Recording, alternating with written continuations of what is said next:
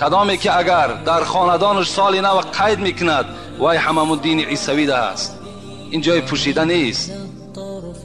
برادر گفته است اگر در شما تشویش نشود شما این جواب بگین. یکی پیغمبر خدا میگد اذا رأى منکم منکرا فلیغیر بیدی. شما یک کاری اگر غیر مشروعات، غیر اگر شریعت در کجایی که دیدین با دست خودتان تغییر بدهین. فإن لم یستطع، اگر به دستتان نتونستین فبلسانه، به زبانتان او را تغییر بدین. فإن لم یستطع فبقلبه و ذلک اضعف الایمان. وقتی که اگر زوری شما به دست نرسید، به زبان نرسید، با دلتان همون عمل بد ببینین، این ضعیفی ایمان شما را نشان میدهد. ما به دلم بد نی، به دست منم نی، لیکن به زبان گفتیم و ما نزد خدا مسئولیم. فردا از این قومی که 500 نفره و 1000 نفره در نزد خداوند جوابگو هستیم. قول الحق و این کان مرا، حق بگن اگر چندی تلخ است. گفتم پیغمبر دوروها برای پرستاتیت، برای شهوت را زیاد کردن، برای فربه شدن یا اینکه خراب شدن، برای ریش را قفز کردن، برای همخوابگی را زیاد کردن، برای درد دل، روده، ژلودکا و اینچنین شامپون‌های گوناگون، هیجاما، فیتابوچکا و دیگر داروهایی که در روی نوار میبینید، قرآن‌ها، جای نمازها، تنها همش برای شما. شخصانی که خواهش گذشتن سرحد قزاقستان را از شهر مسکو دارند برای شما بهترین کمپانی را توصیه می‌دهیم. کمپانی دارای ماشین‌های زمانوی است. شما را آمده از جای زیستتان گرفته با سرحد قزاقستان برده و ساق سلامت با خواست الله آورده میرسانند. در دکومنت‌ها یگان مشکلی باشد خودشان حل می‌کنند و خوبی کمپانی در این است که برای زنها امکانیت رفتن را داده است با ماشین‌های مخصوص و راننده زن باشد. از نام شبکه حاجی میرزا گپ زنید برای شما تخفیف کرده می شود. معلومات بیشتر بر رقم های روی اکران بوده تماس بگیرید. مسئله سال نو، قید گرفتن سال نو، ما با حکومت دارا و با مکتب ها کاری نداریم، زیرا آنها امروز مجبور هستند که این سال نو قید کنند. لیکن در خاندان مسلمان کی مجبور میکند که مثال سال نو قید کند؟ من اینقدر جواب گفتم که سال نو از مسلمان ها نیست، سال نو از مردم مسلمان نیست. این سال میلادی حضرت عیسی است، این از ما نیست. مسلمان های ما و شما دو عید دارن، عید قربان، عید رمضان. عید نوروز هم باز از عید سال نو دیده بدتر است، اون هم از ما نیست. اینا کتاب میگوید، اینا فتوای مفتیات در دست من 2 ورق است.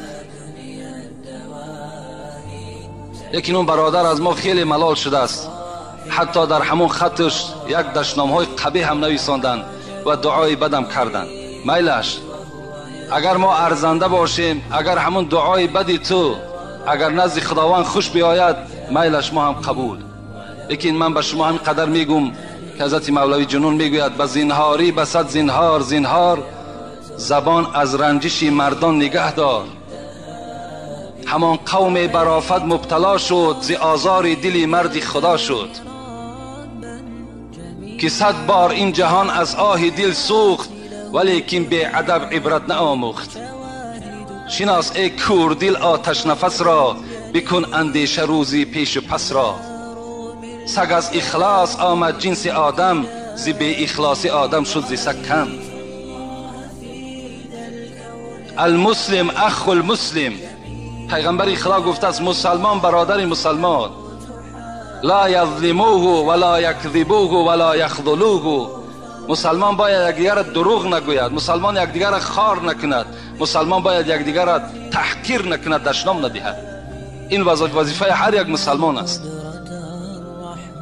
لیکن باز میگم کدامی که اگر در خاندانش سال نو قید میکند وای هممون دین عیسوی است. این جای پوشیده نیست. برادر گفته است اگر در شما تشویش نشود شما این جواب بگین. لیکن پیغمبر خدا میگد اذا رأى منکم منکرا فلیغیر بیدی. شما یک کاری اگر غیر مشروعات، غیر اگر شریعت در کجایی که دیدین با دست خودتان تغییر بدهین. فإن لم یستطع، اگر به دستتان نتونستین فبلسانه، به زبانتان او را تغییر بدین. فإن لم یستطع فبقلبه و ذلک اضعف الایمان. وقتی که اگر زوری شما به دست نرسید، به زبان نرسید، با دلتان همون عمل بد ببینین، این ضعیفی ایمان شما را نشان میدهد. ما به دلم بد نی، با دستمونم نیه، لیکن با زبان گفتیم و ما نزد خدا مسئولیم. فردا از این قومی که 500 نفره و 1000 نفره در نزد خداوند جوابگو هستیم. قول الحق و این کان مرا، حق بگین اگر چندی تلخ است. گفتم پیغمبر و چی برکاتی در اون خانه پیدا شده بود، یکی مبادایی که از پسش باز مینوشی شد و یقین داند که تمام اون فیض و برکات از اون خانه برداشته شد. اون ثوابها خط زده شد. در جای او چی می شود؟ عصیان نویسانده می شود. لیکن باور کنین شرمنده باد همون حاجیه که در خانه او مینوشی می شود، در خانه او فسق و فساد می شود. ابو جعفر منصور به هلاکت رسید. پیغمبر خدا می گوید من جعل قاضیا بین الناس فقد ذبح بغیر سکین. کسی که از شما در بین مردم قاضی شد و هلاک شد به زدن کارد. یعنی حضرت البته فهمیدن که هر کسی که وظیفه قاضیگی را میگیرد اون در مشقت‌های دنیوی و اخروی گرفتار می شود.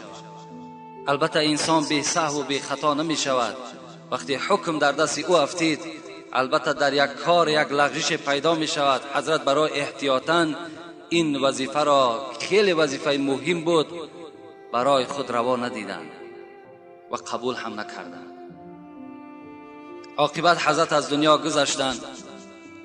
وقتی از دنیا گذشتند، خود ابو جعفر منصور تاریخ‌ها حکایت میکند که نزد قبر حضرت امام آمدند و از این کار خیلی ناشایمی خود پشیمان شدند و با آواز بلند گفتند ای امام، گفتند این کار غلط ناشایسته از دست من سر زد، عذر مرا در دنیا و در آخرت کی میپذیرد؟ خبر وفاتش حضرت روح ابن عباده میگوید نزد ابن جریح نشسته بودم که خیلی عالم های برجسته اون زمان بودند. وقتی در معرکه ما هم صدای آمد که امام از دنیا گذشت، ابن جریح چی گفتند؟ گفتند که چی علمی کلان از بین رفت. حضرت شعبه باشد، این هم که از عالم‌های برجسته زمان امام بودند، وقتی میگوید خبر وفات امام به گوش من رسید، حضرت شعبه چی گفتند؟ گفتند نور علم در شهر کوفه خاموش شد. حمانی باشد، از پدرش روایت میکند، میگوید پدرم گفت شب خواب دیدم که 3 ستاره از آسمان در زمین زد. بعد هفته گذشتن وفات ابو حنیفه میگوید به گوشم رسید و وفات حضرت مسعر به گوشم رسید و وفات حضرت سفیان ثوری به گوشم رسید. و حمانی میگوید پدرم گفت که عالم ها اینها به منزله ستاره ها هستند. یعنی عاقبت حضرت از دنیا گذشتند، خدا رحمت و مغفرتشان کند. و با همین این موعظه را ما و شما خاتمه میدهیم و از تمام پیروان حضرت امام خواهش ما، درخواست ما همین است که چگونه ای که حضرت رفتار کردند و چگونه ای که از حدیث ها و آیت ها برای ما و شما مسئله های را اجتهاد کردند، باید که به اونها ما و شما رفتار کنیم، به اونها ما و شما عمل کنیم. و دیگر برادرانی که پیروی این مذهب امام نیستند، از اونها درخواست من این است که بعض اختلاف ها را در بین مردم پیدا نکنند، زیرا که عاقبت اختلاف به همه ما و شما معلوم است که به چه انجام می‌یابد. از عادی ترین حالت مسلمان ها امروز دشمن های اسلام استفاده میبرند. باور کنین ما هم دنیا گشتیم، ما تاریک فکر نیستیم، ما هم روشن فکر هستیم. دل ما هم الحمدلله به مسلمان ها می سوزد، دل ما هم به مسجد می سوزد، به اسلام می سوزد. از این خاطر حضرت امام شافعی را بینین که خیلی امام برجسته بودند که در شهر اوزه فلسطین به دنیا آمدگی هستند. وقتی میگوید برای زیارت نزد قبر حضرت امام آمدن به کوفه، به شهر عراق، در مذهب امام شافعی در نماز بامداد قنوت خوانده می شود. وقتی به کوفه آمد نزد زیارت حضرت امام، حضرت طبق مذهب حنفی رفتار کردند، قنوت ترک کردند تا که اختلاف در بین مردم پیدا نشود.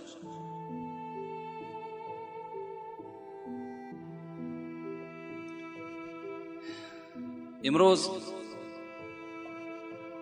موعظه‌ای که داریم، باور کنید قریب از 70 دانه سوالم زیاد نزد ما موجود است و یک قسمی او را برای شما خواستم جواب بگردانم. و در داخل این سوالها خیلی با سوالهایی که زیادی و نادرکارم بودن، اونها را ما بیره کردیم، به اونها جوابم نمیگیم. و بعضی از برادرهای ما و شما بعد این قدر دعوت‌هایی که در باب فضیلت مسجد ما سخنها گفتیم، باز البته یک سخنهای نسبت مسجد گفتن که او آدم‌ها که همه گناهگار هستند. انشاءالله از سه سوالی که در باب بگم یک تحقیر مسجد در نزد من هست، خواستم که همین فضیلت مسجد برای شما بیان کنم که مسجد چی مکان است، چی اهمیتی در اسلام دارد. انشاءالله جمعه آینده خدا خواسته باشد در باب فضیلت مسجد با یکدیگر قطعی آشنا شین، باز در پی خدمت یکدیگر شین، نه اینکه سالها با یکدیگر قهری بسین. کسی قهری است چی است؟ حتی شب قدر بین، یک روزه شب قدر عبادتش 84 ساله ثواب دارد. همین شب قدر در محروم است آن شخصی که قهری هستند از ثواب همین شب قدر. همان آدمایی که قهری هستند محروم هستند از ثواب این، با نصیب نمی شوند.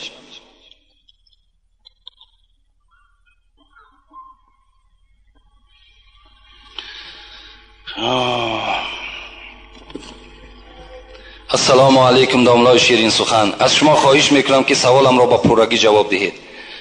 در تویها و در نوروزی ها گلبزم میگویند، حالا این درست است یا نه؟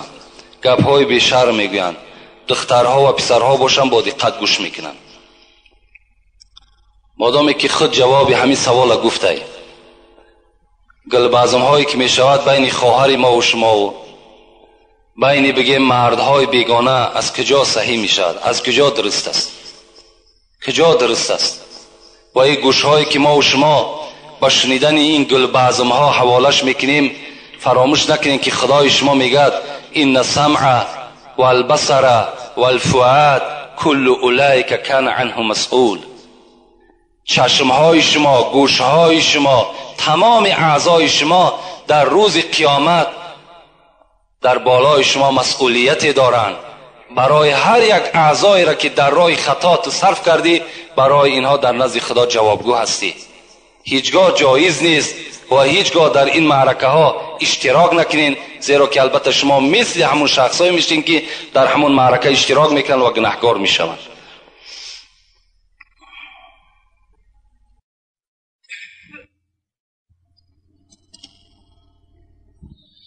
داملای شیرین سخن، السلام علیکم. خدا شما را صحت سلامت نگه دارد. شما فخر کلاب ما هستید. ما نیز بنده عاجز و دوستدار شریعت اسلام هستیم. دو سوال دارم.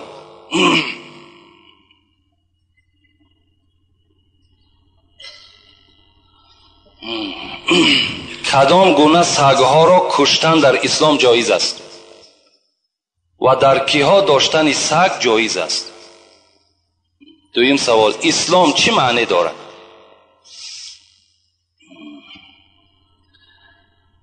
چگونه سگها را کشتن در اسلام جایز است و برای کدام انسانها سگ در خانه نگه داشتن جایز است؟ پیغمبر ما و شما حدیث های مبارک نویساندم، میگوید لا تدخل الملائکه بیتا فیه کلب و سوره. این ابو هریره ابی طلحه روایت میکند، حضرت میگوید پیغمبر خدا گفت که ملائکه های رحمت در خانه که سگ هست و در خانه که صورت هست داخل نمی شوند. شما ای مردم مسلمان از خاندانتان صورتهای بی‌معنی را دور کنین. خاندان همه ما و شما به صورتها تبدیل یافته است، خانه جین و شیطان شده است. صورتها را از خانه هاتان دور کنین، صورت پرست هم نشین. و سگه ها هم در خانه بدنش چی هست؟ سبب این است که ملائکه های رحمت در خانه ما و شما داخل نمی شود. برای کیها جایز است؟ رسول اکرم میگه شخصی که اگر رمه داشته باشد، شخصی که اگر زمین داشته باشد، برای پاسبانی زمین، برای پاسبانی رمه و اگر حولی کلانی در خانه داشته باشد، برای او انسان هم سگ داشتن گناه نیست. یعنی حولی هایی که ما و شما داریم در اینها سگ نگاه داشتن جایز است، مگر سگ در داخل خانه راه دادن در کار نیست. خانه ای که ما و شما میشینیم، در او طعام میخوریم، در اونجا جای مثال خواب ما و شماست، در همون داخل خانه جایگیر کردن سگ جایز نیست، در حولی باکی ندارد. خب اسلام چی معنا دارد؟ اسلام معناش همین است که در همه امرهای قرآن و سنتهای پیغمبر تسلیم شدن، این اسلام است. اسلام معناش این است که به هیچ کس ضرر نرسان و از هیچ کس ضرر نبین. این اسلام ما و شما چنان دینی هست که در داخلش همه رحم و انصاف جایگیر است. این بهترین دین در روی دنیاست و بهترین دین از جهت آنی است که ما و شما در آخرت از حساب همین دین اسلام در نزد خدا چکار میکنیم؟ نجات میابیم. زیرا خدا خود میگه این الدین عند الله الاسلام، و درستی این که دین در نزد من اسلام است. همین اسلام ببین که امروز اگر چنده که دشمنان اسلام دین ما را به دین تروریستی و دیگر حواله میکنن، آن کسانی که این سخن نسبت دین ما میگن خود اونها تروریست هستند. چی جای تروریستی دارد دین اسلام؟ در وقتی که همین بایزید بسطامی را من به شما یک قصه شا بگم. از بسطام حضرت در میانش یک تخم را بست میگد برای در راه خوردن. اسلام آداب شبین، رحم شبین. آمد به شهر حمدان رسید، بین چند صد کیلومتر طی کرد. وقتی که در یک حمدان نشست، خواست که همون تخمی که همراه خداوردگی بود برای استعمال استفاده کند، نگاه کرد که پر مورچه هست. حضرت میگه هم تا پیچون، گفت این مورچه های همون شهر باستان هستند.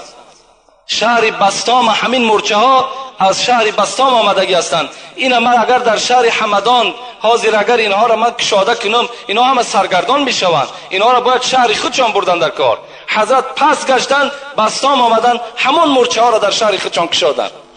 ببین این رحم بی انصاف بی اسلام ببین چگونه دین است. دین ما و شما دین نصیحت است، دیگر هیچ چیز ندارد. سلام علیکم داملای عزیز. سنی مذهب از شیعه مذهب چی فرق دارد؟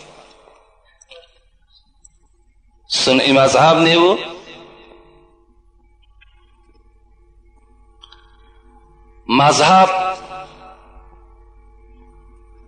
مذهب ما و شما که اهل سنت و الجماعه هست از شیعه مذهب به چی فرق میکنه؟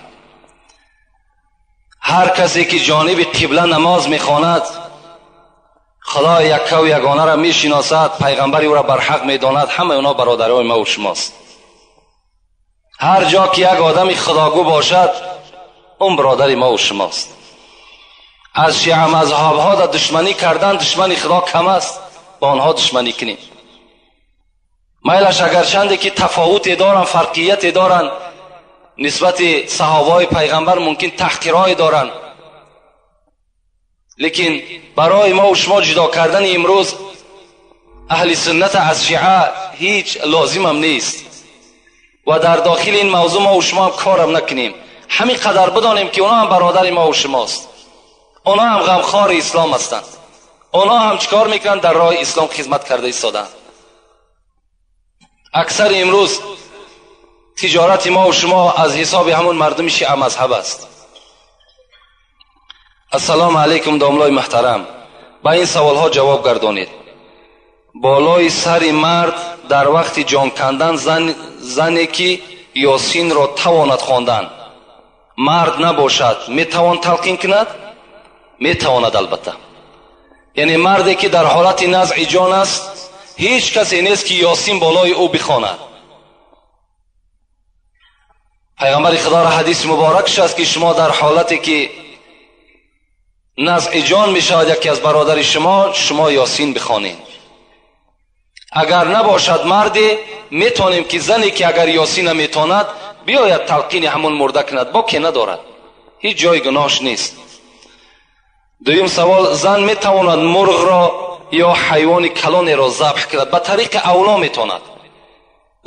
برای زن کشتن مال گناه نیست. همه زنها میتونند کدام نماد حیوانی نباشد ذبح کنند. فقط برای ذبح چی لازم است؟ کاردی تیز باشد و بسم الله الله اکبر. بس از خواه مرد از خواه زن است میتواند کدام حیوانی نباشد البته ذبح کند. زن شد گناهکار میشود. سلام علیکم داملا، خواهش التماس دارم درباره جادوگرها گپ زنید تا مردم ملا را از جادوگر فرق کنند که این جادوگرها دین اسلام را سیاه کرده خودشان را ملا مینامند. آنها یگان آدم را به اسلام به نماز دعوت نمیکنند. خیلی مادام همتا باشد دیگر چی جای شهر دادن شد؟ وقتی که به ما و شما را به نماز دعوت نکنند، ما و شما را به مثال اسلام دعوت نکنند و خودشان هم ملا بگیرند، در صورتی که فالبین جادوگر باشند و ملا هم نیست جادوگر هم نیست. فقط شما یک کلمه را فراموش نکنید. وقتی که در یگان جای یگان کسی را جادوگری میکند بگین جادوگری کرد ملاگی کرد. نه، این ملاگی از جادوگری فرق دارد. این جادوگر هم در دنیا و هم در آخرت روش سیاه است. اون نه ملا است نه جادو از دستش می آید.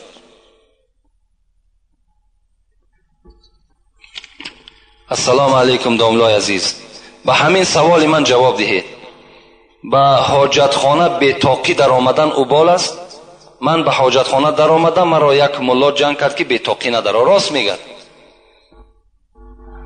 در یکی از فتواها ما به چشم خود دیدیم که داخل حاجتخانه انسان باید که سر لوچ داخل نشود، زیرا که حاجتخانه خود مکان جین هست و جین عادت شمین است که هر جایی که اگر یک یعنی بدن لوچ بیابد حتمی در اونجا زلال میرساند.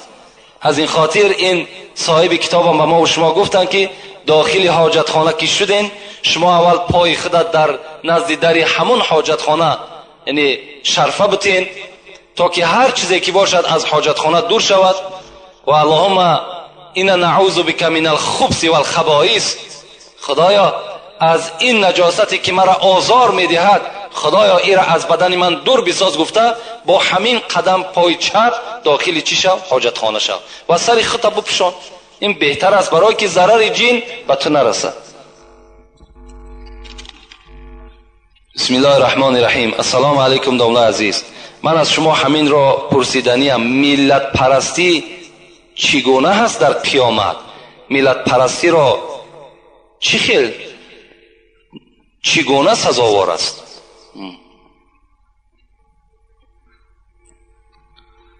ملت پرستی در اسلام ما و شما نیست. این خدای ما و شما همه وقت ندا میکند یا ایها الناس، ای مردم گفته خداوند به طرف ما و شما مراجعت میکند. ملت در اسلام هیچ اهمیتی ندارد. خواه تاجیک است، خواه عرب است، خواه روس است، خواه امریکایی است، کسی نباشد اگر ایمانی بر خدا و ایمانی به قرآن داشته باشد او برادر ما و شماست. ملت در اسلام هیچ اهمیت ندارد. من ندانم، لاهوری میگوید من ندانم مرز و بومش از کجاست. رسول اکرم میگه من ندانم مرز و بومش از کجاست، این قدر دانم که با ما آشناست. من از کجا میدانم که رسول اکرم کجاگی است؟ برای من چی لازم؟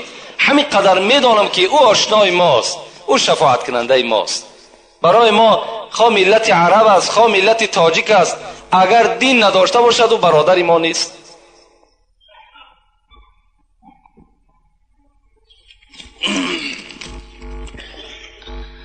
السلام علیکم دامنای شیرین زبان. آیا چنین طلاق درست است؟